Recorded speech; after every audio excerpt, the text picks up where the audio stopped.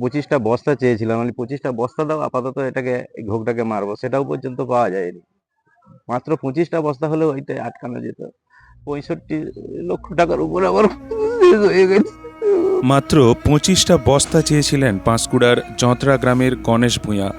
বাড়ির পাশে কাঁসাইয়ের বাঁধে তখন ঘোগ অনেকটা ছোট ছিল। ওই 25টা বস্তা পেলে মাটি ভরে ওই দিয়েই ঘোগ মেরামত করা যেত, কিন্তু শুধুমাত্র বস্তার অভাবে বুধবারের ভোর রাতে কাঁসাইয়ের বাঁধ ভেঙে ভয়াবহ এই পরিণতি, অভিযোগ গণেশবাবুর।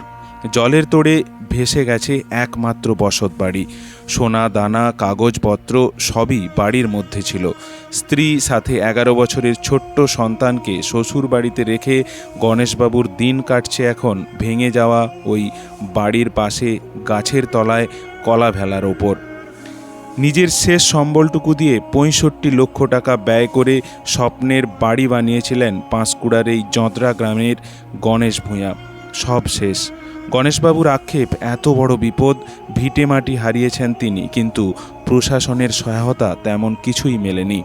এলাকায় মুখ্যমন্ত্রী এলেও তাঁর বাড়ি বা তাঁর এই করুণ অবস্থা তিনি কিন্তু দেখে গেলেন না।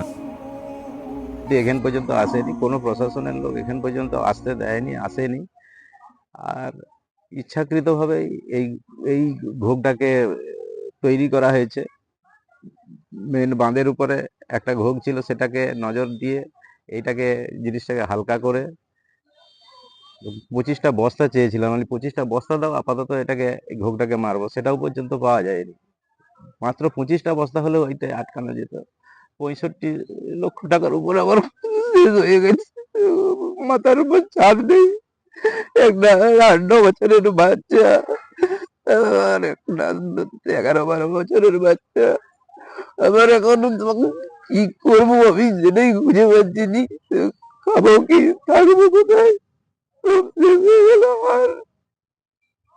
তিরপল অব্দি পাইনি, যদি যদি কোনো জলের বোতল অব্দি পাইনি, মানে সে গন্ডগোল করার পর থেকে পেয়েছি। যদি কোনোভাবে ঘরটাকে কিছু করা যায়, সেজন্য যারা পেয়েছে, যাদের কিছু হয়নি, একটু বাড়িতে জল লাগছে, তারা লুটের পর লুট নিয়ে যাচ্ছে। উপর মহল থেকে যদি কিছু সহযোগিতা সাহায্য পাওয়া যায়, সেজন্য আমি বলছি আর কি।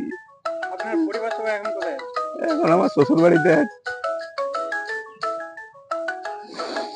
শালা দাঁড়িয়ে আছে, শালা আমার সর্বক্ষণের জন্য পাশে আছে। আচ্ছা, এখানে মুখ্যমন্ত্রী আসেন, এখানে জল না, এখানে আসেনি, এখানে মূল ভেঙেছে, প্রথম ভেঙেছে, এখানে আসেনি।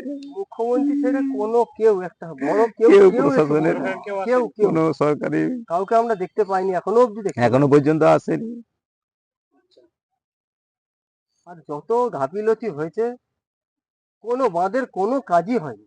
বাঁধের যদি চারদিক বাঁধের একটু চারদিকটা যদি একটু বনটাও পরিষ্কার করে বনটা রাখতো, পরিষ্কার তাহলে করা থাকতো, ক্ষোভগুলো দেখা যেত। তাহলে ক্ষোভগুলো দেখা যেত। যখন জল বাড়ছিল সেগুলোকে আগে থেকে কিচ্ছু কাজ কিছু নেই। করা যেত।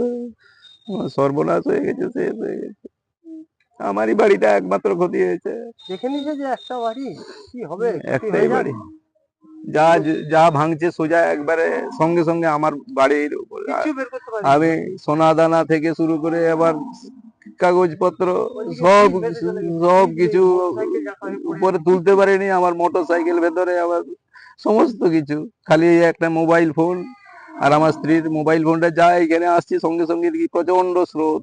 আমার মেয়েটাকে আমি যদি ওই মুহূর্তে যদি নিয়ে বের করাতে চাইতাম, তাহলে সবাই একসঙ্গে বেরিয়ে চলে যেত। খালি আমি যাইনি, বসেছিলাম। তারপরে যাই হোক, ওই দড়ি বেঁধে আমার পাড়ার দুটো ছেলে এসে এসে হচ্ছে যে পাইপ লাইনের হচ্ছে যে তার দিয়ে আস্তে আস্তে আস্তে আস্তে করে বেরিয়ে যায়। মুখ্যমন্ত্রী বলেছে এখানে প্রশাসনকে দ্রুত ব্যবস্থা নেওয়ার জন্য, যাতে ঘর বাড়ি ভেঙে দিয়েছে তার পাশে দাঁড়ানো।